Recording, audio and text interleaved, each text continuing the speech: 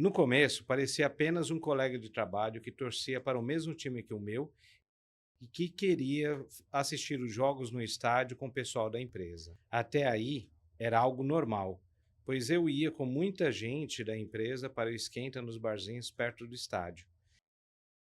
Eu conversava todo dia com o pessoal que ia para o estádio e começou a conversar comigo também. Depois de um tempo, ele começou a se juntar com o pessoal mais liberal da empresa e começou a me convidar para ir nas baladas com esse pessoal. Eu desconversava, dizia que não dava, pois tinha namorada, mas quando tivesse uma brecha eu iria. Afinal de contas, ele era o diretor financeiro e a logística estava subordinada a ele.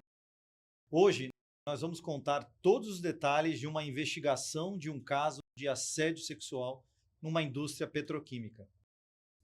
Eu sou Mário Júnior, sejam muito bem-vindos e bem-vindas ao Dissimulados. Eu sou Renato Santos e participei dessa investigação.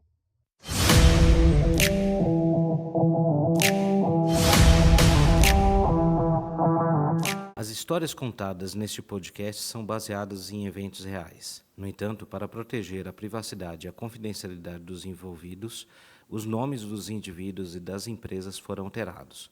Qualquer semelhança com pessoas ou entidades reais é mera coincidência. Fala galera, estamos de volta com mais um caso eletrizante do Dissimulados. E que caso, hein, Renato? Muito bom, né? É um caso que foge do padrão, porque a gente está falando de um assédio sexual que ocorreu contra uma vítima do sexo masculino, né? Ou seja, contra um homem, o que é raro acontecer, porque a maior parte, 87% das vítimas de assédio sexual são contra mulheres, né? E a galera, quando a gente fala de assédio sexual, é isso que o Renato acabou de falar. A galera só pensa naquele formato tradicional, aquele formato do homem tomando alguma atitude muito pesada para cima de uma mulher, quer seja por meio de palavras, quer seja por meio de toques ou até mesmo de uma pressão, né, Renato? Exato. E também uma outra coisa bem diferente desse caso é que não chegou a denúncia como assédio sexual, né? É verdade. É uma denúncia que chegou como um caso de corrupção envolvendo um coordenador de logística e fornecedores transportadoras, né? Pois é, então a gente já deu aqui o spoiler para você que está nos assistindo. Se você achar que, então não tem muita, não é muito legal, Não vale a não, pena, não não tem vale a graça. pena, né? Mas pelo menos dá uma curtida, né?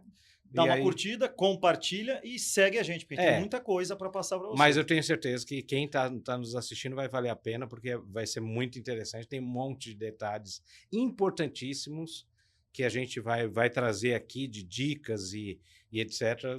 de uma situação como essa, né?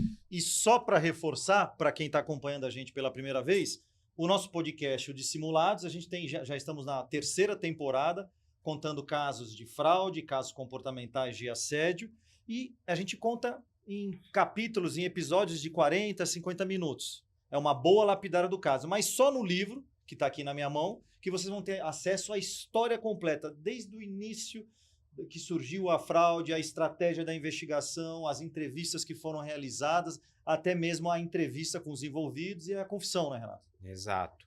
Então dá para pegar. Não, e não somente com dissimulados. Aí temos o doce veneno, doce ilusão, e o doce cilada, Que está. Não, que já saiu. Nesse momento já saiu. Já saiu. Ó, nem eu estava sabendo. Pois é. É isso aí. Então vamos lá. Como é que surgiu esse caso? Esse caso, a gente foi referenciado para esse cliente nos procurou. Era um diretor financeiro numa indústria petroquímica que comentou com a gente, quando a gente se reuniu, que havia uma denúncia de várias transportadoras para um coordenador de logística, ou seja, que esse coordenador estava recebendo dinheiro para contratar as empresas e, mais do que isso, para direcionar as cargas, porque eram algumas empresas que estavam prestando serviço e ele, para algumas, direcionava mais, para outras, direcionava menos, e que ele não dava chance para ninguém entrar na empresa, a não ser 3 ou 4 empresas lá. E aí esse diretor financeiro queria, de forma urgente, agendar uma reunião com a gente para a gente tratar o assunto. E aí chegou o dia da reunião presencial. Ele falou que a gente foi muito bem referenciado e por isso que não estava nem preocupado com a questão comercial, porque ele queria resolver o caso. E a gente ouviu atentamente a ele e partimos para entender o que estava ocorrendo. Nessa reunião participava o diretor financeiro, que era o contratante, tinha uma assistente dele e o VP de RH, né, Renato? Exato.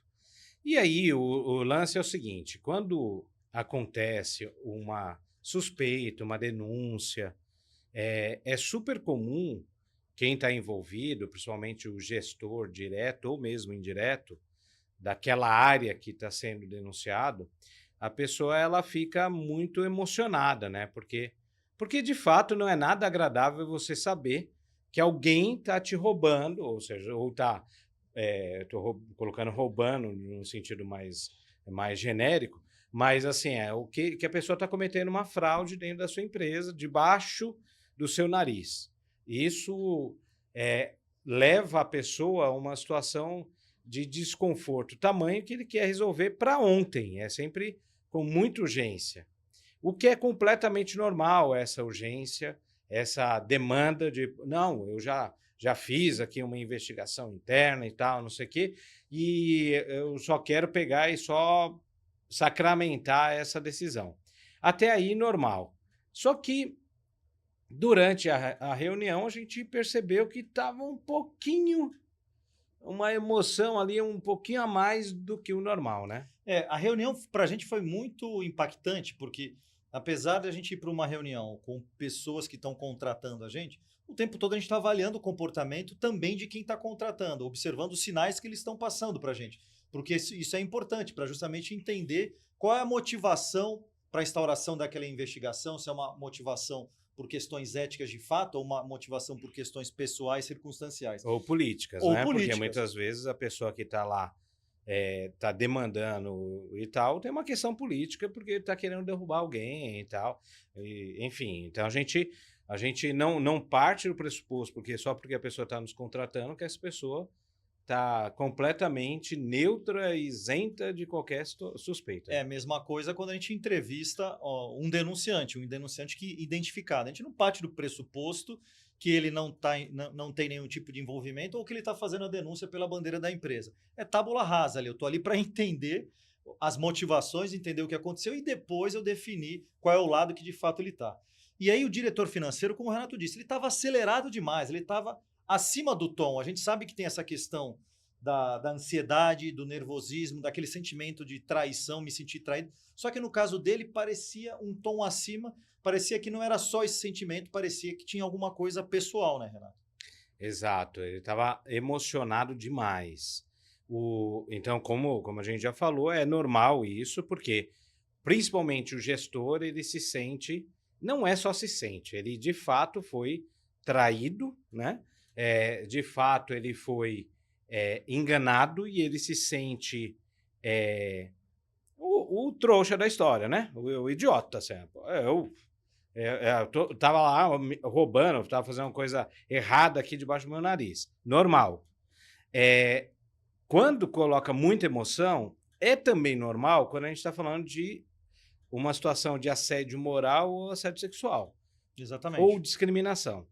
Aí esses 3 pecados organizacionais aí, que aí por quê? Porque envolve uma vítima na pessoa física, né? Ou seja, então a emoção é mais esperada. De algo muito cruel, né? Sim, tanto assédio moral, sexual e também discriminação. Agora, a gente está falando de uma corrupção que ali, ou seja, quem que é a vítima no caso da corrupção, ou pelo menos nesse caso, né, é a própria empresa, a empresa que está sendo lesada porque, em tese, esse gestor está praticando a corrupção para ganhar propina e a empresa está ganhando menos com aquela contratação. E aí o diretor financeiro, ele falou, olha, inclusive eu já fiz parte do trabalho, eu tenho um dossiê que prova que ele está direcionando, que prova que quase certeza que ele aceita a propina das transportadoras, né, Renato? Na verdade, vou te corrigir. Ele pegou e não falou que fez parte, ele falou que fez tudo,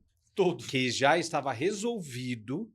Ele só chamou a gente tão somente para arrancar, essa foi a expressão dele, arrancar a confissão do cara. Foi isso que ele falou. E aí ele falava, inclusive, ele só fecha com as mesmas transportadoras e quando ele precisa de mais alguma, tem uma específica que ele chama eventualmente. Então ele dizia que ele tem as 3 transportadoras que são fiéis e tem mais uma que não é recorrente, mas quando ele precisa, ele vai lá e chama para fechar.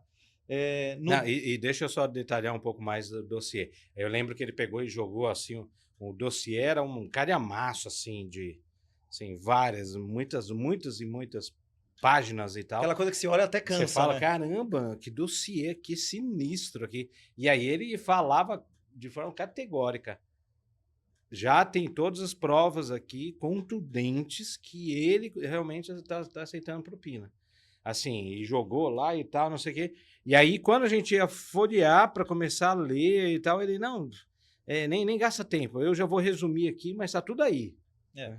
E aí, uma das coisas que a gente, nessa reunião, a gente forçou a barra para a gente poder identificar, ele recebeu as denúncias. Ele falou que foram várias denúncias que ele recebeu de transportadoras e a gente queria saber quem eram os denunciantes, porque um caminho, talvez, seria entrevistar os denunciantes. E aí, Renato, o que ele trouxe para a gente quando a gente fez essas perguntas? E o detalhe, só voltando um pouco, que aí ele pega e fala, não, então por que a gente quer conversar com o denunciante? Porque a gente quer, tem um papel antes, que é na análise dos documentos, num dossiê desse e tal, a gente precisa fazer meio que um papel de advogado do diabo, né? Perfeito. Ou seja, para verificar o seguinte, tá, mas será que não pode ser isso, ou pode ser aquilo, ou pode... Por quê? Porque a gente tem que partir do pressuposto, e isso não é nosso, nossa, gente, é a S2 que toma essa decisão. Não, é um direito constitucional, inclusive, de você, a princípio, acreditar na inocência da pessoa, né? A princípio. Agora, para isso, você tem que pegar e fazer alguns questionamentos. E ele, praticamente, ele refutava, não no sentido de responder, ele refutava, tipo, não, não perde tempo, Não vai perde lá, tempo com isso. vai lá que já está certo aqui. E você que pensa que todas as denúncias que chegam no seu canal de denúncia, quer seja pelo canal, por e-mail, telefone, por qualquer e-mail, são denúncias que são verdadeiras, tenha em mente que isso não representa a certeza absoluta que você está pensando. Porque existem denúncias que são ferramentas corporativas para manipular pessoas, manipular a carreira dentro da organização, né, Renato? A sua certeza é a sua maior inimiga. Então, não tenha certeza de nada. Ah, não, porque chegou aqui 10 denúncias. Ah, porque olha como essa denúncia aqui está bem elaborada. Ah, como não sei o que, tem prova que mandou o documento. Aí, essa certeza é sua maior inimiga, porque pode ter um monte de manipulação ali, né? E aí a gente continuou um pouco mais, porque a gente é brasileiro, não desiste nunca, e ainda mais entrevistador, a gente continuou forçando para ele trazer algum tipo de identificação dos denunciantes, e ele falou, olha, não vou falar, o trabalho já foi feito, se eu falar alguma coisa, essas pessoas não vão confiar mais em mim, eu vou perder as fontes, enfim, você já pode seguir o trabalho. Aí, o VP de RH, que ficou o tempo todo mudo durante a reunião, né, só observando, só analisando, ele teve que sair para ir para uma outra reunião, uma outra agenda, ele pediu licença ali para gente. E aí, quanto que aconteceu depois da saída dele, Renato? Do VP de RH?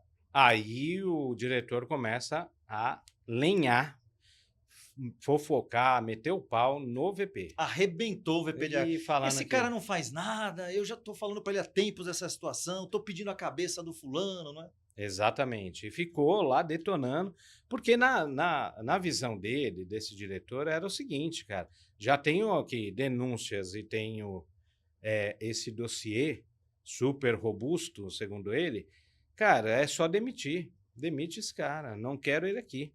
E aí o VP, ele estava muito mais cuidadoso, né? E aí ele pegou e falou, não, pera lá, a gente...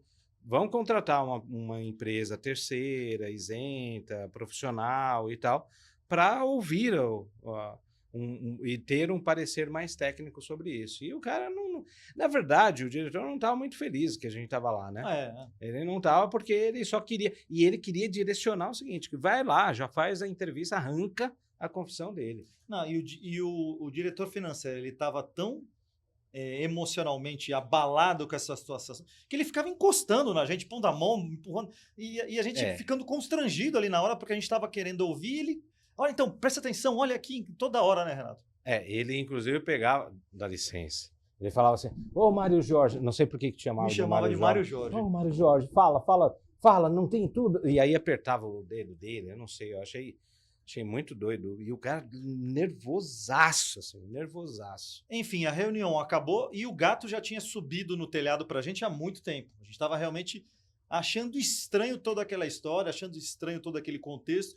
E aí a gente tinha um tempo para pensar na estratégia da investigação e nesse meio tempo a gente tentou contato com o VP de RH para justamente ter uma conversa meio que informal com ele para saber o que ele imaginava daquilo tudo, o que ele pensava, porque até aquele momento ele não tinha falado praticamente nada para a gente na reunião, né, Renato? Exato. E aí, vamos lá, vamos tentar conversar para ouvir outras opiniões e tal, porque realmente aquilo lá estava fora da normalidade, aquela emoção toda, esse nervosismo, esse afã de, tipo, pula toda a parte que seria uma análise antes de fazer a entrevista, né? O VP de RH ele disse que não tinha muita coisa para falar, porque ele nunca tinha tido uma informação ou algum indício que desabonasse a conduta do coordenador de logística, ele nunca tinha ouvido nenhum tipo de boato, mas que ele vinha percebendo que já há algum tempo o diretor financeiro vinha meio que perseguindo esse coordenador de logística, inclusive falando de processo de transição, de tirar ele da posição, né, Renato? Exato. Mas então, assim, a leitura. Mas ele foi muito cuidadoso também, né? Assim, o VP, ele foi meio que o seguinte: a mensagem que ele quis passar é o seguinte, cara, eu tô imparcial, tô em dúvida sobre o que realmente está acontecendo, não sei, mas. E por isso, basicamente, ele colocou o seguinte: por isso que a gente contratou vocês. Mas não. Ele, diferente do diretor que meteu o pau no VP, ele não criticou, não apontou o dedo, nada, né? Ele só pegou e se posicionou dessa maneira, mais isento. Ele estava gato escaldado tem medo de água fria. Ele estava realmente analisando as coisas como tem que ser analisadas com calma. E o que a gente definiu? Já que tem esse dossiê, vamos analisar esse dossiê. É importante, né? Tudo bem que deu até preguiça de analisar o tamanho e a quantidade de folhas, mas a gente analisou o dossiê. A gente fez análise forense. Contra a vontade dele, porque ele não queria que a gente analisasse. A gente fez análise forense do equipamento do coordenador de logística e monitoramento e a entrevista com ele. Lógico, nesse meio caminho, nesse meio tempo, poderia surgir a necessidade de mais alguma entrevista ou de mais algum tipo de trabalho. Mas a estratégia inicial foi essa. Partimos para a análise do dossiê contra gosto do próprio diretor financeiro. No dossiê do cara, concluía que, de fato, tinha indícios de favorecimento. A conclusão dele é que tem favorecimento. Só que o que indicava esse favorecimento? Como é que ele amparava esse favorecimento? Que, olha, tem uma meia dúzia de concorrências que foram feitas que só foram concluídas com um fornecedor só. Aí beleza, poxa, mas será que... Da onde ele tirou essa história que foi concluída só com um fornecedor? E a gente falou, a gente precisa buscar um caminho para chegar na área de suprimentos e ver o que aconteceu nesses processos. Em todos os processos, teve fornecedores que declinaram a participação e em um processo específico, né, Renato, teve um fornecedor que venceu por exclusividade por conta de uma capacidade diferente, uma qualidade técnica diferente que ele tinha dos demais.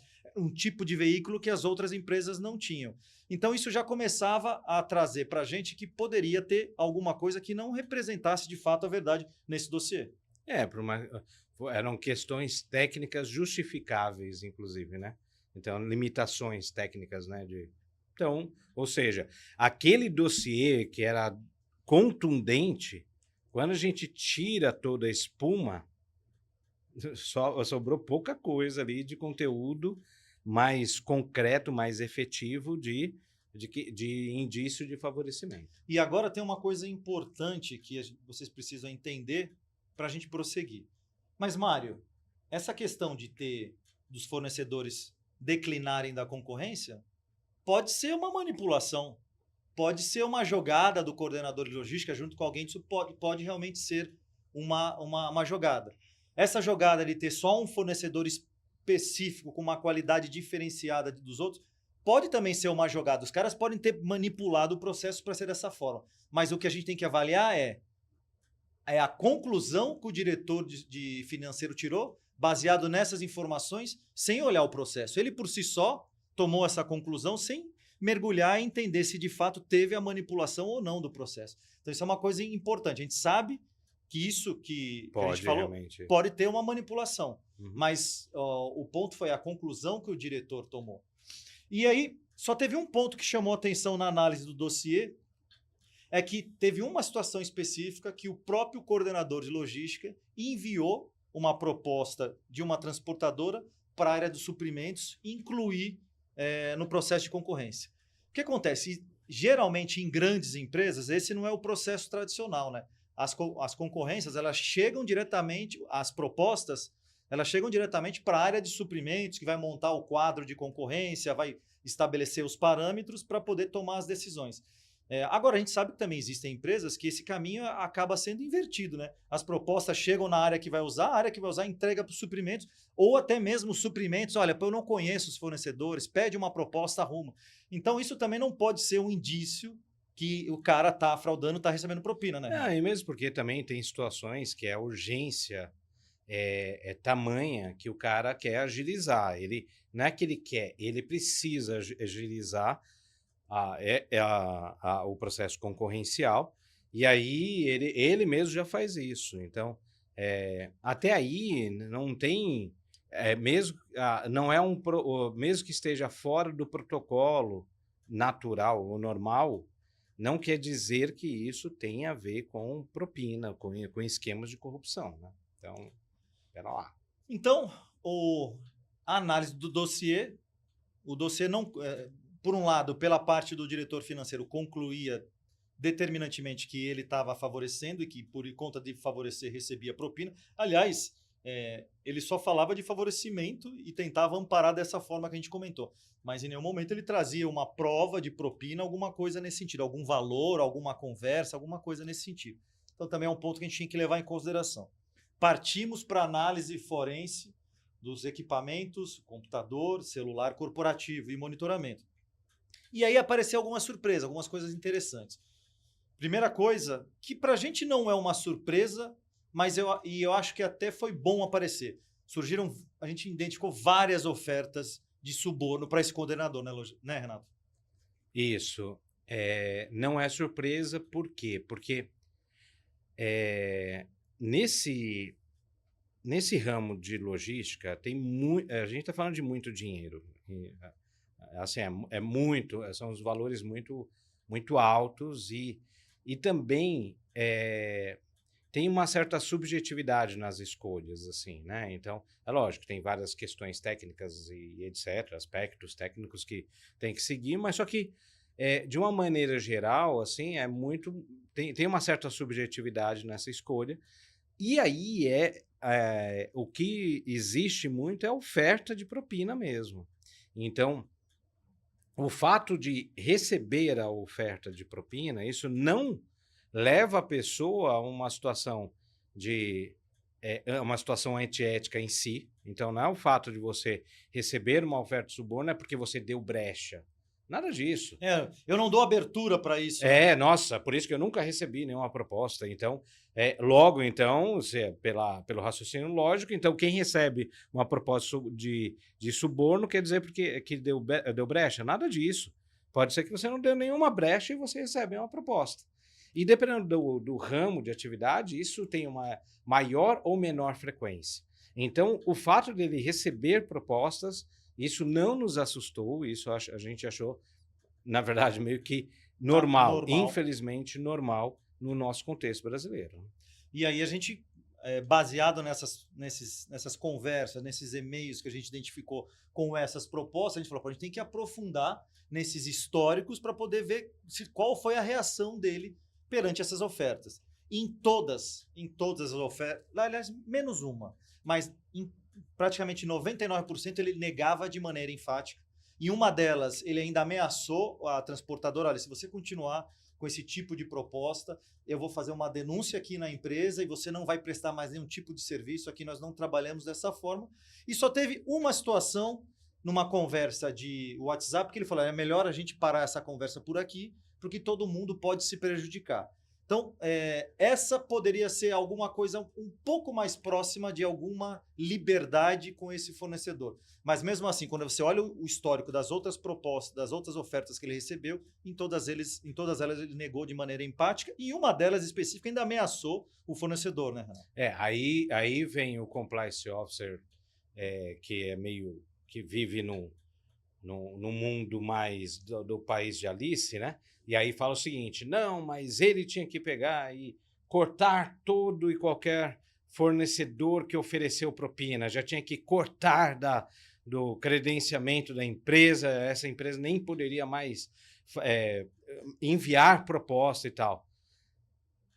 Volto a dizer, dependendo do ramo de atividade, dependendo do contexto, você não vai ter mais fornecedor para pegar e sequer negociar, porque E você vai parar a sua operação. Vai parar a sua operação. E aí eu volto a dizer, eu sei que isso aqui é politicamente incorreto a falar, mas a gente já está ficando velho, vai falando o que realmente pensa e o que a gente vê, é o seguinte, cara, não adianta, e o compliance não tem que pegar e vir numa posição de quase semideus e ficar colocando a regra ou ditando a moralidade, etc. e tal, sem olhar para a operação. E eu não estou fazendo aqui apologia a deixa quieto, passa a mão na cabeça do fornecedor e está tudo bem. Não é nada disso. Mas também não adianta o compliance pegar e falar, para a operação, então fecha a empresa, não pode ter mais nenhum, porque não tem mais fornecedor que não ofereceu propina. Cara, então então essa situação muitas vezes acontece sim, e o colaborador e a empresa como um todo, ela tem que ter sim uma flexibilidade, um jogo de cintura de dizer não, mas ainda continuar negociando com esse fornecedor. Então vamos colocar a análise de forma correta e análise de risco, para não chegar e ficar, não pode, corta tudo. Né? Porque, de novo, a tendência é você subir no pedestal da ética e tentar afastar toda e qualquer possibilidade desse tipo de situação. Não é? Você pode tratar essa situação e não comprometer a sua operação e seguir em diante. Porque dentro de casa está tratado e eu estou tratando de maneira externa. Continuamos na análise. E a gente começou a encontrar algumas coisas que chamaram muita atenção e que eu acho que de maneira inconsciente estavam na nossa cabeça, só que a gente ainda não tinha conseguido decifrar essa situação. Então a gente começou a encontrar conversas do coordenador de logística com o diretor financeiro, que eles pareciam que eram amigos, eles estavam muito próximos, os caras falando de futebol, de ir para o estádio com o pessoal da empresa, muito diferente daquele nervosismo, aquela ansiedade aquela raiva, eu acho que eu posso dizer raiva, que o diretor financeiro estava demonstrando para a gente nas primeiras reuniões, né, Renato? O fato é que, e aí eu também quero só destacar, que o fato de ir pro estádio, né, assistir o jogo e tal, não sei o que. Quanto tempo você não vai no estádio? Cara, acho que a última vez foi ano passado. Um pouco tempo. Sofreu muito? Não. Seu time é só tristeza, né? Não, meu time Mas, tá uma coisa interessante, pessoal, isso eu peço desculpas e perdão para minha galera aí do Timão, mas eu tenho uma coisa para confessar. Eu já fui no estádio Morumbi com esse cara, assisti o jogo do São Paulo, cara. O nome disso é amizade. E o pior... Não, eu só não coloquei a camisa do São Paulo, que aí seria demais. Aí ia me dar alergia. Mas eu fui. Não fui com a camisa do Corinthians também, porque aí não...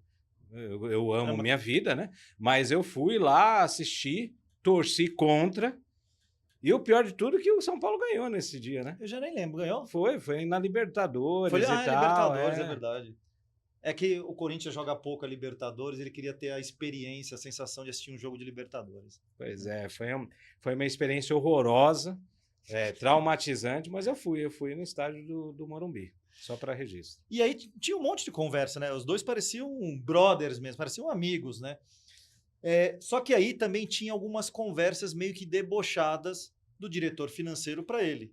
E conversas debochadas falando que alguns colegas da empresa, que eram os mesmos colegas que iam para o estádio junto com ele, eles iam para umas baladas liberais e que já haviam convidado ele para ir nessa balada e que ele, assim, meio que de sarro falou que um dia ia com eles, que ia participar para ver como é que era, mas ele falando pro coordenador, mas que ele precisava de alguém para ir junto com ele, para não ficar sozinho, para não ficar deslocado, porque ele não conhecia, né?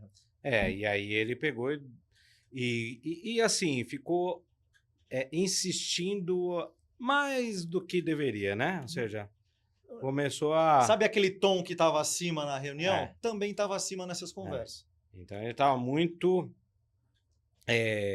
insistente naquilo que ele queria e ficou em cima do cara, né? E aí a gente começa a pensar, poxa, no primeiro momento quando ele estava na reunião com a gente, o diretor financeiro, com aquele comportamento que chamou muita atenção nossa.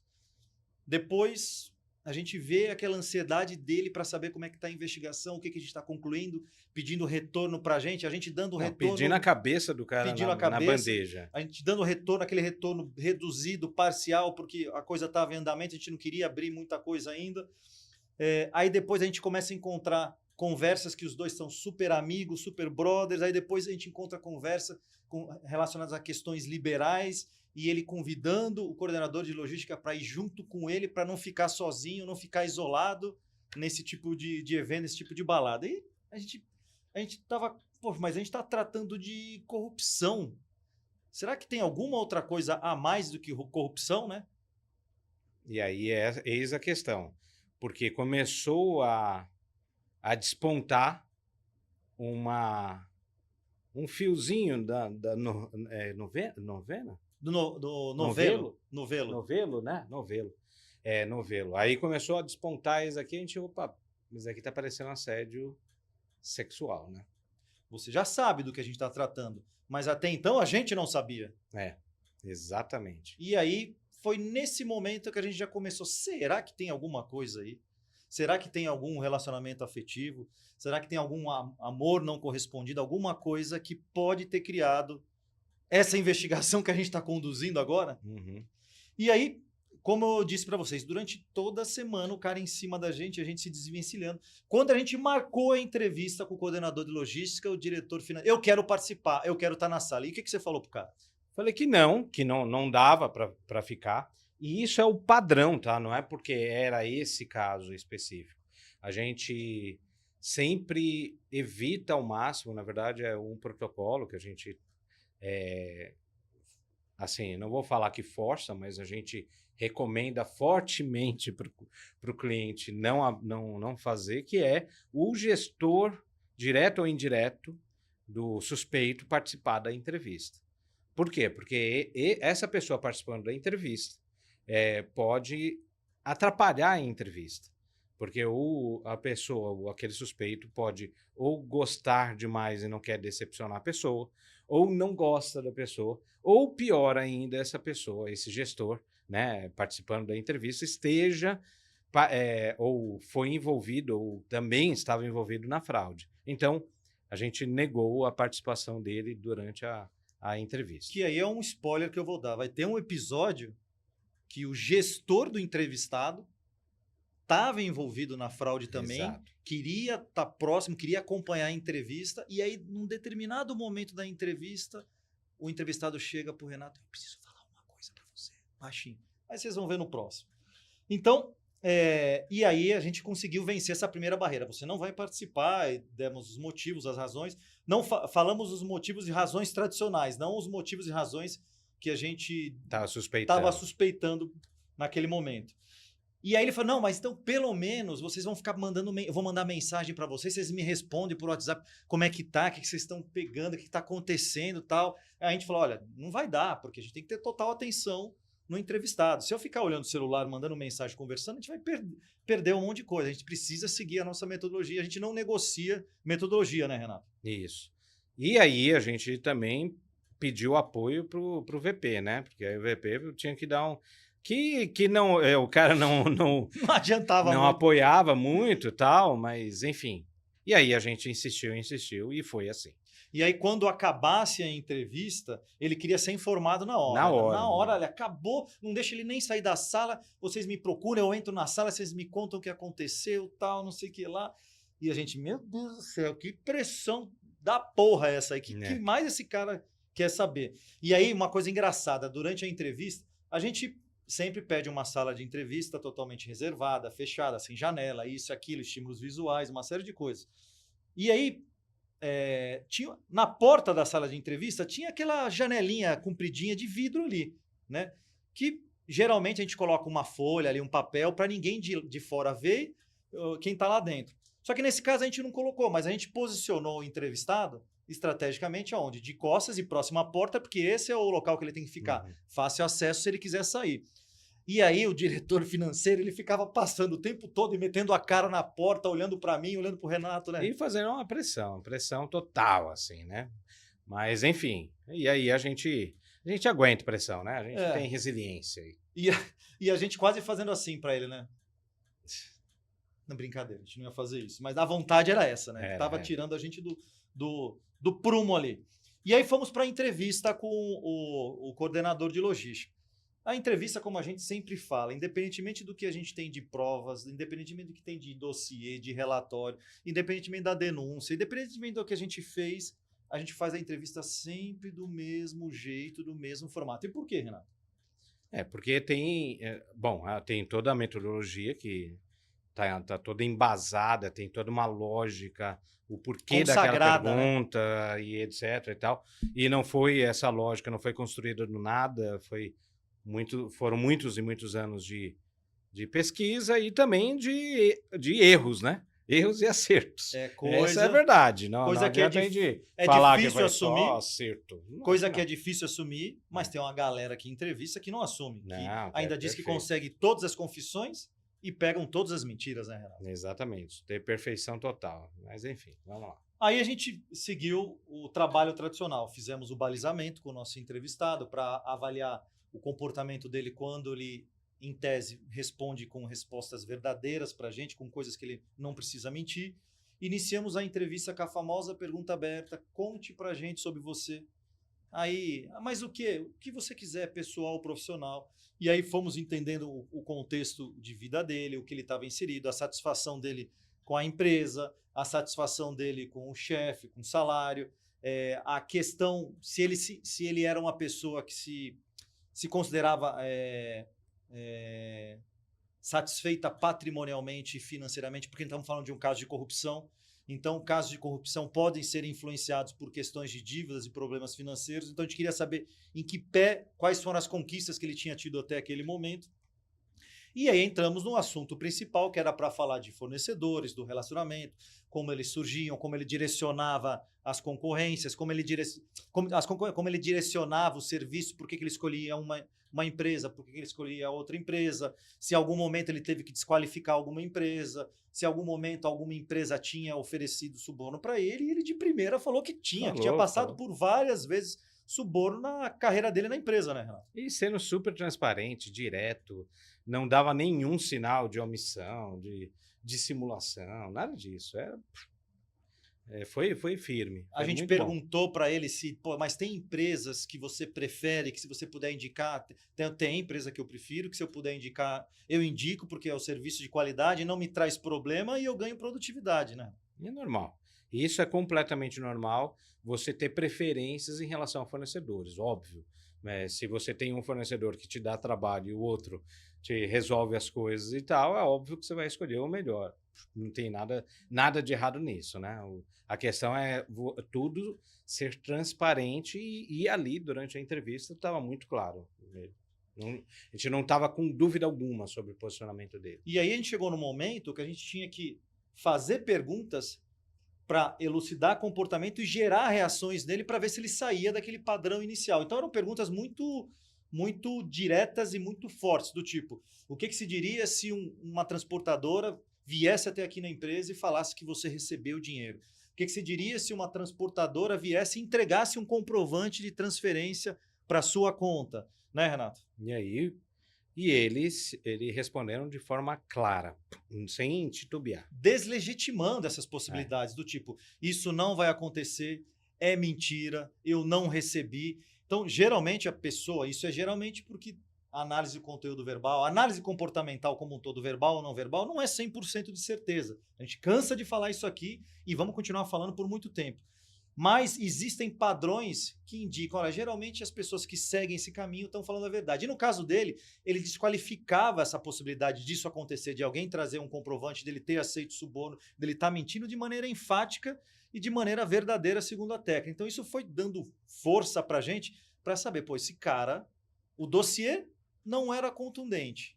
Nós vimos e-mails conversas que ele passava por ofertas, uma delas ele falou que ia denunciar o cara, ele negou todas as ofertas. Aqui na entrevista, ele também está demonstrando sinceridade, demonstrando cooperação, não está tendo alterações comportamentais fortes ali, está negando de maneira enfática, está deslegitimando essa possibilidade. Esse cara não está aceitando suborno, né, Renato? A gente pensou. Não, e assim, mesmo com toda a pressão, mesmo com o tal do dossiê contundente e tal, a gente tem que ser muito leal com a nossa percepção, com a técnica, ok, a gente pode estar errado, mas pelo menos a gente tem que estar muito seguro no sentido de o que ele pegou e apresentou aqui que realmente está apontando que ele fez ou não fez, né? Só que aí a gente fez um link, a gente fez uma pergunta nessa parte mais, vamos dizer assim, mais direta da entrevista, a gente fez um link com uma pergunta que a gente tinha feito no início, que era a satisfação que ele tinha com os superiores. Com o gerente de transporte, ele tinha total satisfação. Que era o gestor direto. O gestor direto.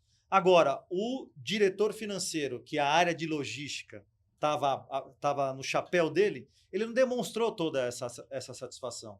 Inclusive, ele comentou que haviam situações que ele pressionava demais o pessoal, que ele não se sentia respeitado por essa pressão, mas ele colocou uma pressão de maneira genérica, ele não foi específico, né? E aí, quando a gente perguntou nessa segunda parte, mas tem alguma coisa aqui na empresa que te incomoda, que faz você perder a motivação, ou alguém que não trabalha adequadamente com você? Ele falou, olha, tem algumas coisas que me incomodam, que eu não me sinto bem aqui na empresa, que me deixam chateado, mas são coisas que eu tenho que saber lidar, né, Renato? E aí ele pega, e aí a gente insistiu para entender o que mais incomodava, quem incomodava. E ele não querendo falar. Ele resistiu, tentando demonstrar assim a isenção e tal. Aí o Renato percebeu que tinha alguma coisa estranha nesse momento. Que tem alguém que está incomodando esse cara. Tem alguém que está... Eu não sei se é o gerente de transporte, a princípio não, de logística, porque o cara falou super bem dele. Será que é o diretor financeiro, que ele não falou muito bem, mas também não deu detalhe? E agora ele continua com esse lance de incômodo e não querendo falar, de negar. E aí o Renato tomou a seguinte decisão. Ele disse o seguinte, cara, a gente não tem dúvida nenhuma que você não está aceitando propina. Você não aceita a propina de fornecedor. Você não favoreceu nenhum tipo de fornecedor. Mas tem alguma coisa que você está... Está omitindo, está dissimulando, não está falando a verdade. E aí, a gente falou, quando você omite alguma coisa, quando você não fala a verdade sobre algo que está sendo questionado na entrevista, tudo aquilo que você falou de verdade, quando a gente tiver que apresentar para a diretoria executiva o resultado desse trabalho, fica em dúvida. Porque durante toda a entrevista você falou a verdade. E tem um ponto que você está omitindo, tem um ponto que você está escondendo, os caras vão falar, então ele não falou a verdade também sobre essa parte. Mas a gente sabe que você falou a verdade sobre essa parte. A gente não tem dúvida nenhuma. Porque a gente está aqui contigo. A gente analisou tudo. A gente olhou tudo. Fizemos vários levantamentos. Só que os caras não. Os caras vão ficar na cabeça que você mentiu nesse ponto que a gente está falando, que você não foi verdadeiro, que você omitiu, e que você também mentiu no outro, né, Renato? Exato. E aí ele pega e ele para, dá um tempo mesmo e fala que realmente tem coisa que ele estava tentando evitar de falar porque era muito constrangedor. E ele falou dessa forma, é uma coisa muito constrangedora. E aí, nesse momento, você tem que demonstrar acolhimento. Demonstrar acolhimento e acolhimento de fato, é se aproximar da pessoa e falar, olha, eu entendo que tem muitas coisas que não são fáceis de falar numa entrevista como essa. Aliás, a grande maioria não é fácil falar. Mas você precisa evoluir na sinceridade para justamente a gente poder trazer a realidade do que tudo que aconteceu. Um pedaço a gente já sabe, já falamos para você, em respeito a você, porque você foi sincero com a gente. Só que essa outra parte a gente precisa evoluir agora. E foi aí que ele começou a abrir um relato que a gente já começava a ter um cheirinho da metade para o final da investigação, né, Renato? Que era exatamente a relação dele com o diretor financeiro. Ele começou a falar que o diretor financeiro estava tentando sair com ele por já há algum tempo, querendo se aproximar, sair com ele, que ele no começo ele deu até meio que trela e esperança pro diretor, afinal de contas ele era a área dele, logística, era subordinada ao diretor, o que é natural nesse tipo de caso, né, Renato? Quando a gente está falando de assédio sexual, é comum isso acontecer, a pessoa ficar com medo de dizer não de forma enfática para o assediador ou assediadora. Então, a pessoa fica meio que tentando... Sabonetando, né? Sabonetando e tal. E não quer dizer que ela está em dúvida, quer dizer que ela está com medo. Porque o assédio sexual, ele imprime medo na pessoa, na vítima. E aí, esse medo, muitas vezes, leva à situação que a pessoa ela fica ali, pode ser que sim, pode ser que não, e não quer dizer que a pessoa está em dúvida, quer dizer que ela está com medo. Mas só que quando a gente fala de um assédio sexual envolvendo um homem contra um outro homem, pelo machismo que impera na nossa sociedade, a pessoa ela tem, além do medo, ela tem vergonha de ser vítima. Da mesma forma, a mulher muitas vezes tem vergonha de ser vítima de um assédio sexual, porque ela pega e pensa o seguinte: será que vão achar que eu dei mole? Será que vão achar que eu dei brecha? Será? Não, ela vai pensar. Vão pensar que eu dei brecha, vão pensar que é a minha roupa. Ou a forma de falar, de me posicionar e tal. Quando a gente pega esse machismo, ainda leva para esse contexto do homem contra o homem, além do machismo, entra a homofobia também. Então, o homem ele que sofre um assédio sexual de um outro homem, ele vai ter vergonha, porque ele vai pensar o seguinte, exatamente isso. Vão achar que eu dei mole, que eu dei abertura e etc e tal. E aí ele tem a homofobia aí que impera nesse processo. Então, além do constrangimento, tem o medo, tem também a questão da vergonha de sofrer de um assédio sexual pelo machismo e também a homofobia que também impera no nosso país, né? E aí o diretor ele continuava insistindo nos jogos de futebol, querendo no barzinho, continuava insistindo. Só que aí chegou num determinado momento, quando o diretor foi mais direto, o coordenador de transporte falou: olha, cara, ele falou, essa não é a minha opção, eu tenho namorada, eu não quero ir para esse caminho, eu considero você, a gente vai no estádio junto com o pessoal, vai pro barzinho, assiste os jogos, mas uma coisa, outra coisa. Só que o diretor continuava insistindo, não aceitou esse posicionamento, porque aí teve um posicionamento direto de negação por parte do coordenador, até que um dia o que o diretor fez? O diretor chegou para ele e falou: cara, eu não estou aguentando, penso em você todo o tempo, você não sai da minha mente e tal, e eu entendo que a sua orientação sexual você é hétero, você gosta de mulheres e tal, mas eu te peço somente uma noite E nada mais. E assim, eu quero te presentear. Essa noite vai valer um carro, eu vou te dar um carro de presente se você passar uma noite comigo. E olha só, não sei se vocês já vivenciaram um caso desse nas empresas que vocês trabalham, ou até mesmo vendo em algum lugar, mas nessa situação, o diretor ofereceu um carro para o coordenador de transportes para passar uma noite com ele. Essa foi a primeira vez que a gente viu uma situação como... A gente já viu assédio sexual entre homens, assédio sexual entre mulheres, mas uma situação em que o diretor ofereceu um carro foi a primeira vez, né, Renato? Do carro realmente foi muito impactante aí o que estava rolando. Só que aí, mesmo com essa oferta, o coordenador de transporte ele foi firme na posição que ele já tinha tomado. Ele falou, não vamos rumar para isso, não vamos partir para isso. E aí ele percebeu que o diretor financeiro começou a ter uma animosidade com ele, né? Começou a perseguir, de fato, cobrar ele mais do que deveria ser cobrado. O que é normal. O que é normal é o assédio sexual, quando ele não consegue chegar ao seu final que eu quero dizer é, se o assediador sexual ele não consegue o que ele busca, ele parte para um assédio moral. É a resistência à negação. É assim, é meio que automático. Ah, eu não consegui o assédio sexual, eu vou começar então com assédio moral. Vou começar a perseguir essa pessoa, a humilhar, a pressionar. Então você por vai ver o que outras vai formas. acontecer. Exatamente. E aí o coordenador de transportes, ele se vendo nessa encruzilhada, nessa dificuldade toda, ele procurou a ajuda do gerente dele, o superior imediato.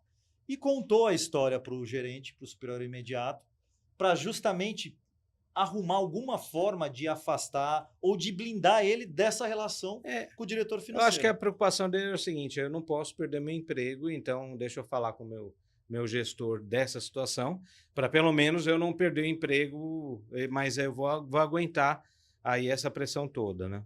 Foi isso. Só que aí aconteceu uma coisa que o próprio coordenador de transportes, quando abriu a situação para o gerente dele, que ele não esperava, porque ele tinha pedido para o gerente de transportes, olha, cara, não fala nada, para o gerente de logística, não fala nada. Não é uma denúncia Não é uma oficial, denúncia, eu não né? quero que aconteça nada com ele está confundindo as coisas. Ele foi até muito cauteloso, até mesmo protegendo o cara.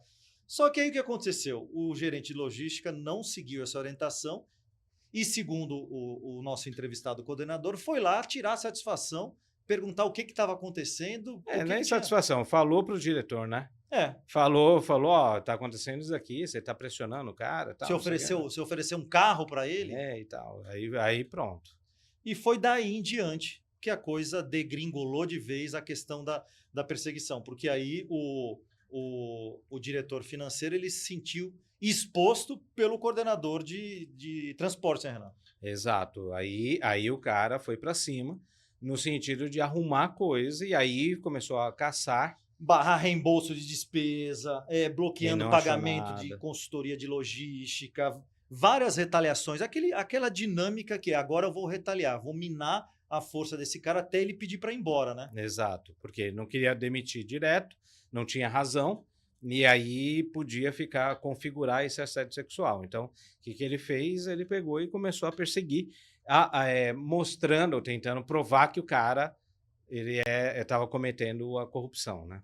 E aí, depois que a gente viu que o entrevistado deu aquele suspiro que é aquele ponto que marca quase o final de tudo que ele tinha que falar, a gente falou, mas não é só isso. Tem mais coisa. E é coisa pequena, mas é coisas que estão relacionadas diretamente com esse caso. Na boa, galera, a gente não sabia de fato mesmo se não era mais isso. Ali foi um exercício de futurologia, de mãe de Ná, para ver se trazia mais alguma coisa para a gente. E aí, de fato, ele falou do analista. Aí o que acontece? Ele namorava, então, uma pessoa também da área do diretor financeiro, da área do financeira. E aí ela pegou e tinha comentado, e na verdade os amigos, todo mundo lá da área financeira, pegou e comentou que esse diretor, depois que não conseguiu o intento, né, contra o coordenador, né, ele pegou e foi para cima, então, de um outro rapaz lá, tinha acabado de entrar na empresa, um analista júnior da área financeira.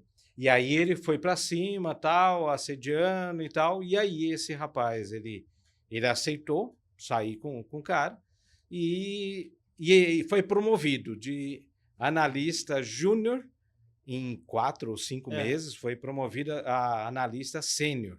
Então passou na frente de um monte de gente. E aí o pessoal ficou extremamente incomodado, porque teve um beneficiamento ali. E, inclusive, aí ele falou, ele tá com um carro novo agora. Falou isso. Inclusive, ele apareceu com um carro novo. Se, de fato, o diretor financeiro deu esse carro novo, a gente ainda não sabe. Mas foi algo que chamou a atenção do coordenador de transporte. A gente encerrou a entrevista com ele, para a gente estava claro, só que a gente estava com outro problema naquele momento, que o cara estava desesperado, o diretor financeiro, que a gente falasse com ele. E aí, deixa eu fazer uma pergunta para quem está nos assistindo. E aí, você aceitaria um carro? Não é brincadeira. E aí, você aceitaria um carro? Não precisa responder. E aí, a gente meio que já estava numa fase de enrolar a entrevista, fazer ela durar um pouquinho mais para a gente ver como que a gente vai se desvencilhar dele, né, Renato? Porque a gente tinha que processar tudo isso, tinha que ter mais informações, porque também podia ser uma mentira do cara, do coordenador. Então a gente tinha que entrevistar outras pessoas da área financeira que nem estavam no escopo, enfim. E aí a gente queria sair dali para justamente não levantar mais suspeita, né, contra o coordenador, né? Então, aí E aí eu comecei a mandar mensagem pro VP. VP. Comecei a mandar mensagem pro VP que a gente precisava conversar com o CEO da empresa, que a gente ia sair dali na primeira oportunidade e ir para o aeroporto, que a gente tinha o nosso voo, mas a gente precisava conversar com ele fora da empresa. E aí a gente saiu fugido mesmo da empresa, sem dar satisfação nenhuma. Falamos para o entrevistado, você pode voltar para o teu trabalho, segue as tuas atividades, e a gente foi embora da empresa fugido, sem dar uma satisfação, sem olhar para a cara do diretor financeiro, né, Renato? Mesmo porque era o nosso contratante.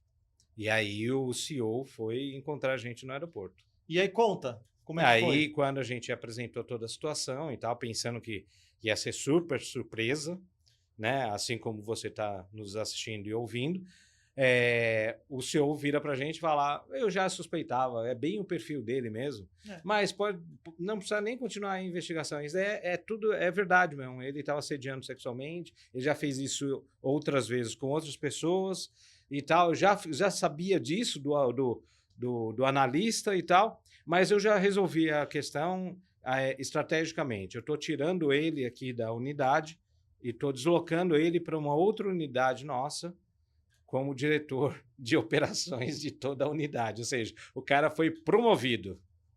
É isso aí. Então, uma situação que começou com um possível caso de corrupção, que a gente acabou transformando, empacotando e concluindo que não havia corrupção, mas havia assédio sexual de um diretor para um coordenador. Mais um caso encerrado? Não, antes de apertar minha mão, eu quero te fazer, calma, um compromisso aqui. Diga. Porque eu confessei que eu já fui no estádio do Morumbi assistir o São Paulo, eu corintiano. E agora, na frente das câmeras da de testemunhas e tal, eu quero que você se comprometa que você vai no glorioso estádio de Timão, lá na Itaquera, comigo assistir o Timão. Eu já fui, pô. Não, comigo. Contigo não, mas comigo eu já fui assistindo o jogo Timão. do Brasil. Não, assisti o jogo do Timão, fechou? Fácil. Uhum. Pessoal, gravem, os corintianos, gravem a cara dele, porque quando ele estiver lá no estádio, vocês já só avisam. Eu não vou poder falar porque eu sou amigo dele. É isso aí, galera. Mais um caso encerrado. A gente agradece demais a audiência que a gente está tendo. A gente agradece demais os comentários que a gente está tendo. Vocês que estão compartilhando essa iniciativa. A gente vai continuar por muito tempo ainda com esses episódios para justamente compartilhar conhecimento e mostrar como as coisas de fato acontecem no mundo corporativo, né, Renato? E o Alexandre vai com a gente no estádio do Corinthians? Alexandre vai. Aí, ó, Corinthians. Nice. Valeu, galera. Valeu. Obrigado.